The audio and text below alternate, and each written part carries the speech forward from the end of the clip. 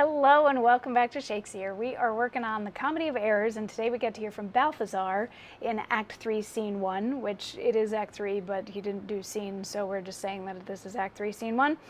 So Balthazar is a friend of Antipholus of Ephesius, who we haven't gotten to meet yet, but it's been very strongly implied that he exists because of the whole Antipholus of Syracuse and Dromio of Syracuse and Dromio of Ephesius, and there's the separated brothers and the shipwreck and all of that sort of thing, and the confusion with Dromio of Ephesius finding Antipholus of Syracuse and saying, you know, your wife wants you to come home for dinner, and all of that craziness, which culminated in Adriana yesterday going out herself and finding Antipholus of Syracuse and dragging him home to dinner because she thought it was Antipholus of Ephesius, which it wasn't, he was of Syracuse. So Antipholus of Syracuse is currently dining in Antipholus of Ephesius' house with Antipholus of Ephesius' wife, Adriana, and Dromio of Syracuse, who's also baffled by this whole thing, and they were like, have we just gone crazy? Is that it? He's like the bouncer outside the house, and he's been instructed to not let anybody else in.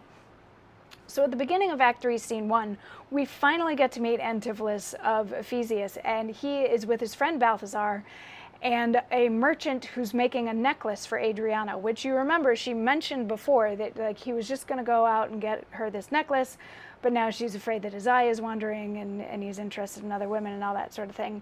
But Antipholus of Ephesius is actually in the process of getting this necklace, this chain, and he knows also that he's late for dinner and that it bothers his wife when he's late for dinner.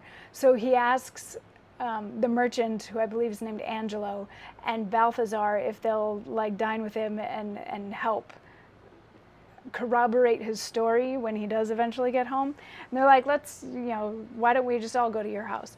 So they go to his house and they find Dromio of Syracuse there, who won't let them in. And Antipholus is like, no, but I live here. Like, this is my house. And Dromio's like, I've been told that I'm not supposed to let anybody in. And they call another servant from the house who also won't let Antipholus of Ephesius in. Because remember, everybody in the house thinks that he's already there also. So they're like, who is this guy?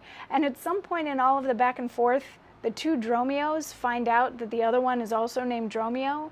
So they're like, you stole my name and all that sort of thing. They don't put it together that they could actually be each other's long-lost brothers. They're just miffed that they both have the same name.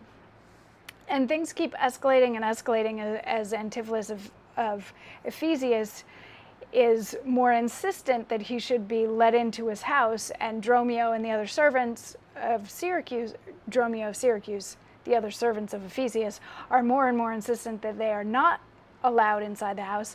And Antipholus of Ephesius goes so far as to threaten to break down the door of his own house, at which point Balthazar says, have patience, sir. Oh, let it not be so. Herein you war against your reputation and draw within the compass of suspect the unviolated honor of your wife. Once this, your long experience of your wisdom, her sober virtue, years, and modesty, plead on your part some cause to you unknown. And doubt not, sir, but she will well excuse why at this time the doors are made against you. Be ruled by me. Depart in patience, and let us to the Tiger all to dine. And about evening, come yourself alone to know the reason of this strange restraint.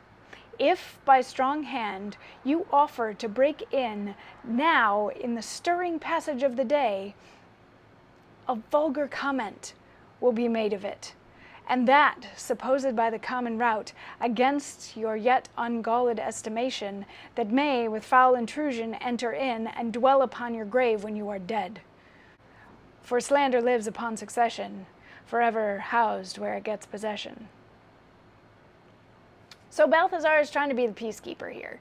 He's like, first off, like, whoa, because some of the stuff that you're saying is a little bit out of line. Like, there has to be a good reason for this, but we're probably not going to find that out now.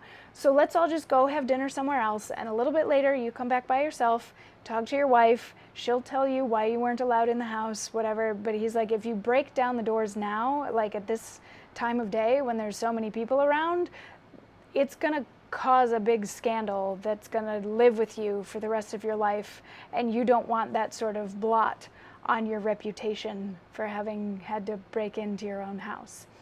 So Antipholus of Ephesius listens and has some thoughts, and we will get into those thoughts tomorrow, because that's tomorrow. His response is tomorrow's monologue. So we'll get into that then. I'll see you tomorrow for more. Mwah.